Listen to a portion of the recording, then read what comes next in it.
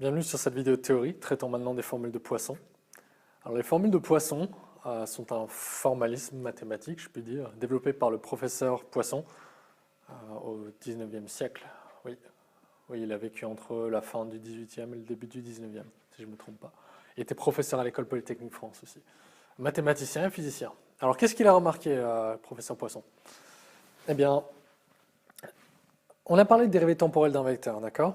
Vous avez sûrement vu la vidéo précédente qui parlait des vitesses, des formules de vitesse et d'accélération dans des repères mobiles, qui sont les repères sphériques et cylindriques, pour décrire la vitesse et l'accélération d'une particule ou d'un point. Eh bien, je vous ai dit, un vecteur, ça a trois caractéristiques. Une norme, une direction et un sens. Donc, on peut faire, quand on veut faire varier le vecteur, la quantité vectorielle dans le temps, on peut faire varier l'une de ces trois caractéristiques, l'une de ces trois données.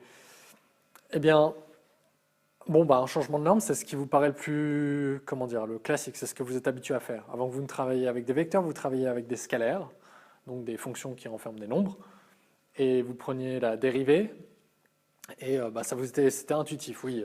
Si par exemple vous êtes en train de mesurer, je sais pas, la taille d'un arbre au cours d'une année, et vous prenez différentes mesures, vous pouvez établir un taux de croissance, donc un taux de variation de la hauteur de l'arbre. Donc vous avez la dérivée temporelle de la hauteur de l'arbre.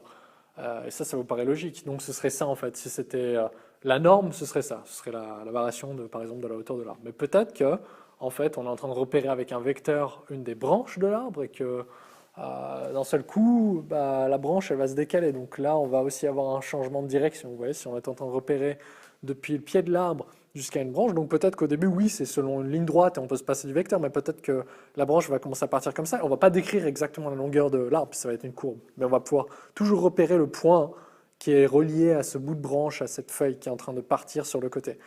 Et du coup, non seulement on est en train de mesurer la variation de norme du vecteur, d'accord, qui est en train de positionner cette feuille, mais on est aussi en train de mesurer la variation de direction de ce vecteur. Donc voilà, la deuxième chose qu'on peut faire varier pour un vecteur dans le temps, c'est sa direction. La troisième, c'est le sens. Vous savez que si on va comme ça, le long d'une direction, le sens opposé, il serait ici. Donc, un changement de direction de 180 degrés, ça équivaut aussi à un changement de sens. C'est ce dont j'ai parlé aussi précédemment. Donc, la dérivée temporelle d'un vecteur peut être entièrement décrite par un changement de norme dans le temps et ou un changement de direction. Maintenant, si votre vecteur a une norme constante, et si sa dérivée temporelle est non nulle, par conséquent, sa dérivée temporelle ne peut être expliquée que par un changement de direction dans le temps. Et c'est exactement ça que les formules de Poisson décrivent. Et là, elles sont décrites pour les vecteurs unitaires. Mais ça marche pour tout vecteur à norme constante. Les vecteurs unitaires ont par l'occurrence une norme constante égale à 1. Mais ça marcherait pour des vecteurs qui ont une norme, je ne sais pas, égale à 5, 10, 1 million, etc. Alors avant d'aborder les formules en tant que telles, que vous voyez écrites là-bas, si vous ne savez pas ce que c'est que le produit vectoriel, vous pouvez peut-être aller dans la section mathématiques pour physiciens et physiciennes pour aller voir la vidéo sur le produit vectoriel, vous renseigner à ce propos. Néanmoins, la façon dont je vais présenter, même si vous ne savez pas ce que c'est que le produit vectoriel, vous en sortirez en sachant faire le produit vectoriel pour les formules de Poisson, appliqué au calcul de dérivée temporelle de vecteurs unitaires. Ça, c'est déjà dit. Maintenant, ce qu'il vous faut, c'est la vitesse angulaire. Le vecteur de vitesse angulaire, c'est ça. Parce que là, ce qu'on a écrit, donc les formules de Poisson, elles nous disent la dérivée temporelle d'un vecteur unitaire d'un repère donné. C'est pas parce que j'ai écrit E que c'est forcément le vecteur unitaire du repère cartésien. Et en l'occurrence, E, ils ont une dérivée nulle, donc on n'applique pas les formules de Poisson pour eux. Ce serait plutôt pour les vecteurs unitaires du repère cylindrique et sphérique qu'on a introduit. La dérivée temporelle d'un vecteur unitaire d'un repère donné est égale au vecteur de vitesse angulaire prenant en produit vectoriel ce même vecteur unitaire. D'accord? Et là, on a dit, on balaye, on a dit I égale 1, 2, 3, donc on est en train de balayer. En fait, c'est vrai pour les trois vecteurs unitaires composant notre repère orthonormé. Direct. Maintenant, donc une vitesse angulaire. Bon, je vous ai dit, on est en train de repérer. Là, je peux passer sur le tableau. Si on reprend notre bon repère cylindrique ici, il a un angle phi. Donc notre repère cylindrique est en train de tourner. Il peut aussi se déplacer selon ρ et selon z, mais je vous ai dit, la translation ne fait pas varier dans le temps un vecteur. Les vecteurs sont invariants selon la translation. Donc par contre, phi va faire changer la direction de deux vecteurs unitaires ici, euro et phi. Eh bien, la variation de phi dans le temps, ça va être phi point, ou d phi dt. Rappelez-vous, notation de Leibniz, phi point. Donc c'est la vitesse angulaire. Mais là, vous voyez encore dans le plan de rotation. Le plan de rotation ici est O, x1, x2. Eh bien, le vecteur de vitesse angulaire, il va être orthogonal à son plan de rotation. Et la rotation trigonométrique, donc dans le sens anti-horaire, va nous donner en fait le sens de ce vecteur. Donc forcément, il est orthogonal au plan O, x1, x2. Donc il est le long de, il est collinéaire au vecteur unitaire E3. Mais il va être en plus E3. Donc on va avoir phi point comme ça, qu'on va définir là-bas comme. Donc oméga, c'est la notation générale, on va dire. Le vecteur de vitesse angulaire oméga ici est égal à phi point fois le vecteur unitaire E3 ou EZ, parce que E3 et EZ, comme on en a discuté avant, sont le même vecteur. Maintenant, une petite discussion sur phi point. Donc je vous ai dit, le vecteur de vitesse angulaire, il est orthogonal au plan de rotation, dans lequel la rotation d'angle donné a lieu. Et il est dans le sens ici de E3. En réalité, on pose tout le temps phi point fois le vecteur unitaire qui nous convient, qui est orthogonal à ce plan. Et on définit comme ça, donc. Je vous ai parlé de rotation trigonométrique. Si la rotation est trigonométrique, ce phi point sera positif. Par exemple, je ne sais pas, 5 radians par seconde, et bien ce sera plus 5 radians par seconde. Donc là, notre repère cylindrique est en train de tourner dans le sens contraire des aiguilles d'une montre. Par contre, s'il venait à tourner, parce que ça peut très bien arriver, après tout, le repère cylindrique il va suivre le mouvement de la particule auquel il est attaché. Si la particule venait à tourner dans le sens horaire, dans ce cas-là, c'est une rotation antitrigonométrique, et on voit bien que notre main droite nous indiquerait quelque chose qui va en moins E3. Alors nous, on ne met pas le signe moins quand on écrit la vitesse angulaire. On laisse le phi point, c'est juste que dans nos calculs, le phi point aura une valeur négative. Donc c'est pas entièrement une norme, ça c'est une sorte de pseudo-norme, ça a un signe. Donc ça peut être plus 5 radians par seconde, ou plus 10, peu importe la valeur numérique, mais ça peut aussi être en négatif, moins 2 radians par seconde si on a une rotation de norme 2 radians par seconde dans le sens horaire. D'accord? Voilà comment le vecteur de vitesse angulaire est défini. Et ça nous suffira en fait pour la suite. Eh bien, tant on parle du repère cylindrique, eh bien voilà, il n'y a qu'un angle à considérer, donc il n'y a qu'une rotation, c'est selon phi, dans le plan OX1, X2, donc c'est relativement simple. On obtient oméga égale phi point EZ, et ça nous convient parce que pour faire le produit vectoriel ici, avec les formules de Poisson, c'est capital que oméga soit exprimé dans le même repère que le vecteur unitaire en question qu'on essaie de dériver. Et c'est valable en fait pour tout produit scalaire, vectoriel, matriciel. Vos grandeurs qui sont en train d'être prises en produit, scalaire, vectoriel ou matriciel, doivent être exprimées dans le même repère. D'accord? Et là, vu que c'est imposé qu'on prend la dérivée temporelle d'un vecteur unitaire donné, eh bien, ce vecteur unitaire va imposer le repère de choix pour l'expression de oméga. Donc voilà, je l'écris. Oméga pour le repère cylindrique, c'est égal à phi point fois le vecteur unitaire OZ. Et j'applique simplement mes formules. Donc j'obtiens euro point est égal à oméga, donc la dérivée temporelle de euro est égale à oméga cross euro. On prend en produit vectoriel le vecteur unitaire lui-même. Ce qui va être égal, je remplace oméga par phi point, là je mets les couleurs pour que vous voyez bien, EZ. Ce chapeau, c'est le signe du produit vectoriel. On le met aussi en croix parfois. D'où le terme cross product en anglais. Euro. Là, c'est tout simple. Le produit vectoriel de deux vecteurs unitaires donne le troisième vecteur unitaire du repère. Pourquoi? Parce que la résultante d'un produit vectoriel, 1 est un vecteur, 2 doit être orthogonal aux deux vecteurs qui l'ont généré. D'accord? Maintenant, tout ce qu'il vous reste à savoir, c'est le sens. Est-ce qu'on est donc EZ, euro sont utilisés? Quelle cartouche il nous reste? EPhi. Maintenant, c'est à nous de savoir, est-ce qu'on est en plus EPhi ou en moins EPhi? Là, c'est la règle de la main droite qu'on fait. Premier vecteur, c'est qui? C'est EZ. On se rappelle de ça. Voilà notre repère cylindrique. On met la main droite le long du premier vecteur unitaire qui est apparu dans le produit vectoriel EZ, et on va récupérer le deuxième. Produit vectoriel euro. Notre pouce nous indique plus EPhi. Du coup, ici, le résultat sera phi point plus EPhi, donc phi point EPhi. Voilà, et là on vient de calculer proprement avec les formules de Poisson la dérivée temporelle du vecteur unitaire euro. On continue, on fait de même avec EPhi. Oméga cross EPhi, ce qui va nous donner phi point EZ cross EPhi. Donc là vous devrez déjà commencer à faire vos armes. Si vous avez EZ et EPhi qui sont pris en produit vectoriel, le vecteur unitaire résultant sera euro. Mais est-ce que c'est plus ou c'est moins euro? On met notre main droite le long de EZ, la main droite. On rabat vers EPhi, puisqu'on fait EZ produit vectoriel EPhi, et notre pouce nous indique plus ou moins euro? Moins euro. Donc on va rabattre le moins devant, on obtient moins phi point euros.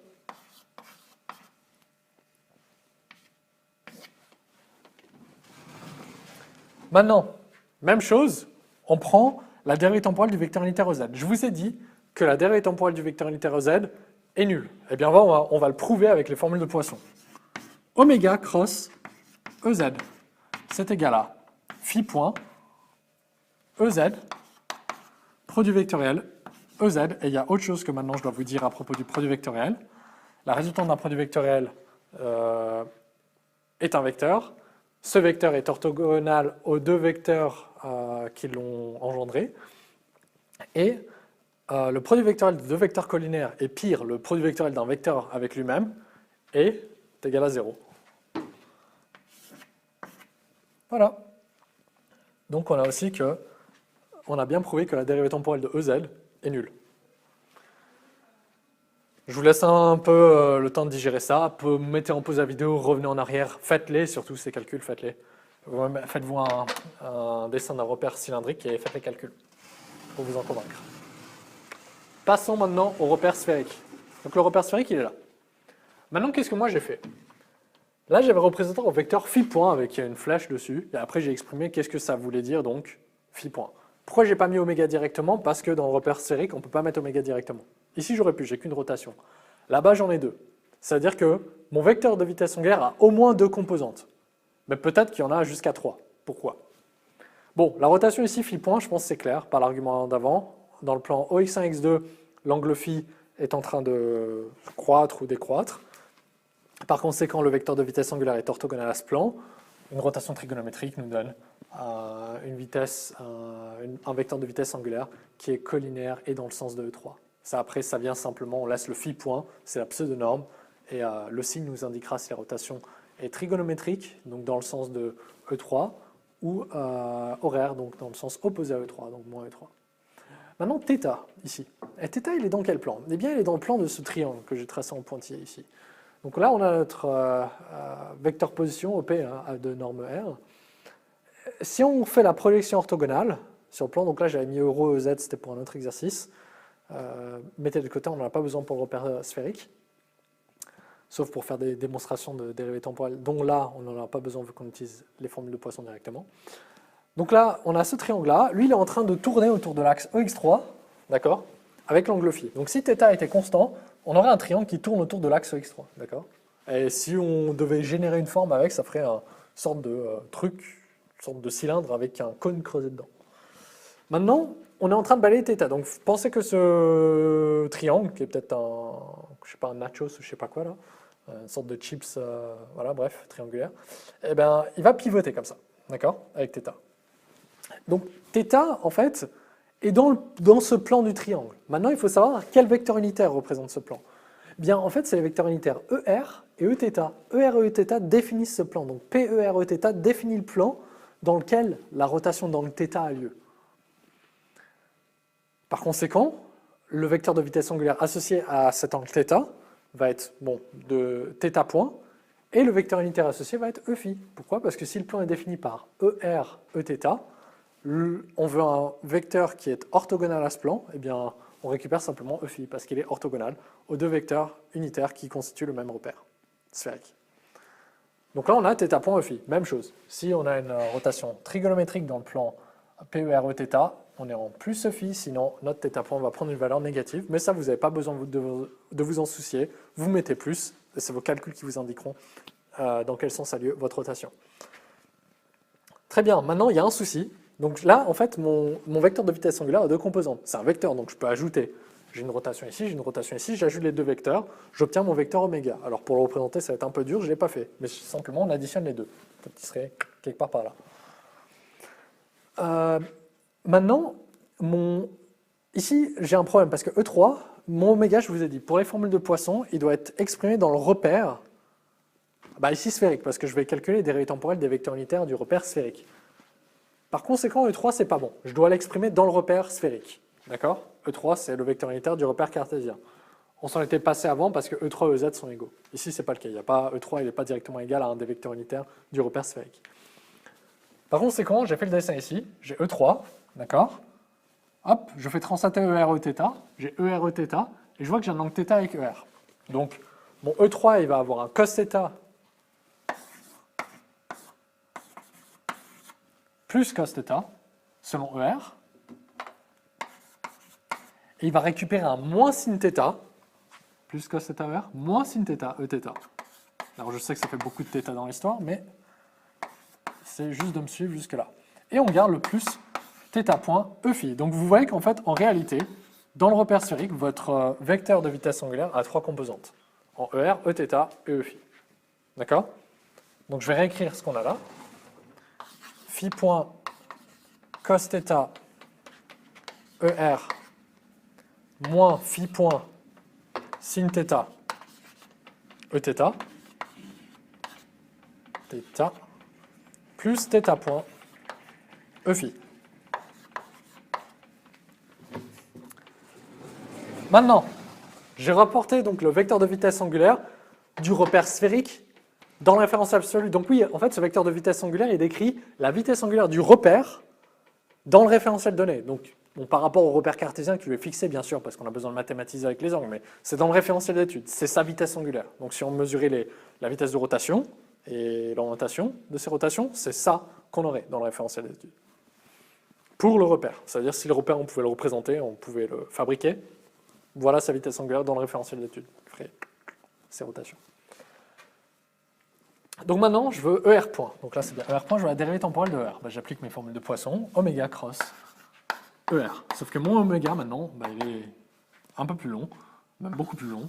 Phi point cos θ, alors je ne vais pas mettre en vert, mais j'ai ER, moins phi point sin θ Eθ, plus θ point E phi, qui prend en produit vectoriel ER. Alors là, il y a quelque chose, alors on va mettre ça en parenthèse, parce que tout ça, c'est oméga, d'accord? Donc tout ça prend en produit vectoriel ER. Eh bien, en fait, vos règles de distributivité que vous connaissez des produits usuels, classiques, s'appliquent aussi pour le produit vectoriel. Ce qui veut dire que ça va devoir prendre en produit vectoriel ER, plus ça va devoir prendre en produit vectoriel ER, plus ça va devoir prendre en produit vectoriel ER. Et on va utiliser le fait que le produit vectoriel de ER avec ER, donc de tout le produit vectoriel de deux vecteurs collinaires et donc le produit vectoriel d'un vecteur avec lui-même est nul. Donc ça, je m'en fiche du premier. ER avec ER, ça va donner 0. Donc je garde ce qui suit.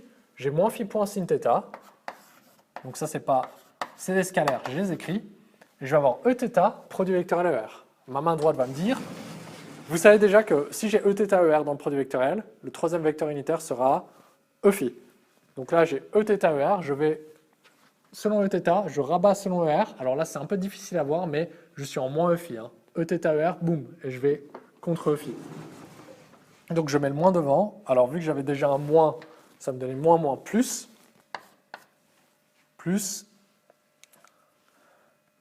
E phi. Je continue avec θ point E phi ER. Alors ça va me donner du Eθ, mais du plus ou moins. E phi, il est derrière. Je ramène ma main selon ER. J'obtiens plus Eθ. Plus θ point ER. Donc voilà la dérivée temporelle du vecteur unitaire ER pour le repère sphérique. Si je n'ai pas fait d'erreur, je vérifie juste mon résultat. Θ point Eθ. Alors, apparemment, si. Oui, pardon. Ça, c'est pas. Là, je suis en train de prendre E phi avec ER ici, pardon. E phi avec ER, ça me donnait. Hop, donc c'est E phi qui est là, je rabats selon ER, j'obtiens Eθ. Donc ça, c'est pas. On ne peut pas avoir, en faisant le produit vectoriel de deux vecteurs unitaires, retomber sur le même vecteur unitaire. D'accord? Donc on va avoir ici Eθ. C'était E phi avec ER. Pardon, ça nous donne plus Eθ. Ouais, c'est tout bon. On continue? Alors, maintenant, Eθ point. Ça va nous donner oméga cross Eθ. Ce qui va être égal, donc j'ai encore tout ça, je ne vais pas le réécrire, je vais simplement me rappeler que je prends produit vectoriel, quel vecteur unitaire? Eθ. Donc, ER, ça joue, Eθ avec Eθ, ça va donner 0, E phi avec Eθ, ça joue aussi. ER, Eθ. ER, Eθ, j'obtiens E phi, plus E phi. Du coup, j'obtiens ici phi point cos θ avec Eθ, ça va me donner, parce que là j'ai ce truc-là ici qui prend produit vectoriel Eθ, donc j'obtiens Eφ. Ensuite, j'obtiens moins phi point sin θ qui prend produit vectoriel Eθ, qui prend produit vectoriel Eθ, ça me donne 0. Il me reste θ point Eφ qui prend produit vectoriel Eθ, ça va me donner ER, mais il faut savoir plus ou moins. Alors je vais là, Eθ, je rabats selon Eφ là-bas, j'obtiens du plus ER. Plus θ point ER. Voilà la dérivée temporelle de Eθ point. Alors il faut réarranger dans l'ordre, parce que le vecteur unitaire ER, simplement pour la présentation et pour la suite des calculs et éviter des erreurs. Le premier vecteur unitaire c'est ER, le deuxième c'est Eθ, mais il n'y a pas de composante en Eθ. Ensuite ça suit avec Eφ à la fin pour le repère sphérique. ER, Eθ, Eφ. Eφ point, eh bien voilà, ça va être oméga qui prend produit vectoriel, le vecteur unitaire Eφ. Donc on va prendre tout ça et on prend produit vectoriel Eφ. Donc c'est la dernière composante cette fois-ci qui va être nulle, puisqu'on va avoir θ point Eφ cross Eφ, ça nous donne 0. Par contre le reste. Oui, c'est le cas de le dire. On va avoir ER qui prend produit vectoriel Eφ. ER, Eφ, on va obtenir du moins Eθ. ER, Eφ, moins Eθ. Du coup la première composante ici, ça va être du moins phi point cos θ. Ouais, moins. Donc le moins, j'ai déjà passé devant. Eθ. Ensuite, j'obtiens moins phi point sin θ, Eθ, avec Eφ. Eθ, Eφ, j'obtiens du plus ER. Donc en fait, je garde le moins. Et j'obtiens du moins phi point sin θ.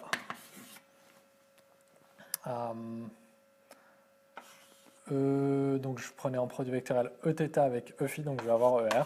Ce que je vais réécrire en, du coup, moins phi point sin θ, ER, moins phi point cos θ, Eθ. Je vérifie juste si mes réponses sont correctes. Oui, oui, c'est bon. Là-bas, j'ai dû... Alors, il me fallait apparemment un moins. Est-ce que je l'aurais oublié? Je pense pas. Là, ici, sur le second. Peut-être que je suis allé trop vite. On faisait quoi? On faisait θ point... C'est Eφ qui prend produit vectoriel Eθ, n'est-ce pas? Eφ qui prend produit vectoriel Eθ, oui, clairement. Eφ qui prend produit vectoriel Eθ, ça va nous donner du moins ER, pardon. Donc ici, quand on va avoir θ point Eφ qui prend produit vectoriel Eθ, on va obtenir du moins ER ici. Donc ici, on a moins. C'est moins θ point ER plus phi point cos θ Eφ. Oui. Alors ça, c'est donc ça, c'était pour Eθ point. Je suis d'accord. Et ensuite, pour le second, moi sin θ, oui, c'est très bien. Et le premier, c'était du coup θ point Eθ, oui. Après, j'ai pas réécrit dans l'ordre ici, même chose. On met Eθ, c'est une composante qui vient avant Eφ. On va l'écrire correctement. θ point Eθ plus phi point sin θ Eφ. Voilà. Oui, parfait. Alors maintenant, petite discussion. À quoi ça nous sert de faire ça? Ça nous sert au fait que en fait, ça vous sert vraiment quand vous voulez faire les démonstrations. Déjà, si vous savez que vous avez un vecteur qui a une norme constante et que vous voulez calculer sa dérivée temporelle, vous savez quelle est selon quelle vitesse angulaire il est en train de subir, quel est son vecteur de vitesse angulaire, vous pouvez appliquer les formules de Poisson pour calculer la dérivée temporelle de ce vecteur. Maintenant, lorsque vous voulez démontrer pour une première fois vos formules de vitesse et d'accélération dans le repère sphérique et cylindrique, vous pouvez utiliser ça. Vous avez vu qu'on n'a pas eu besoin de passer par des projections jusqu'au repère cartésien, du sphérico-cartésien ou du cylindrico-cartésien, c'est hasardeux. Si vous maîtrisez les formules de Poisson, vous pouvez les appliquer directement et obtenir vos dérivées temporelles des vecteurs unitaires. Comme ça, vous pouvez avancer dans vos calculs et démontrer vos réponses pour la vitesse et pour l'accélération respectivement en cylindrique et en sphérique. Voilà. Donc je vous laisse méditer là-dessus. Surtout, faites ces exercices. Pratiquez, ce sera vraiment la meilleure aide qui soit. Merci.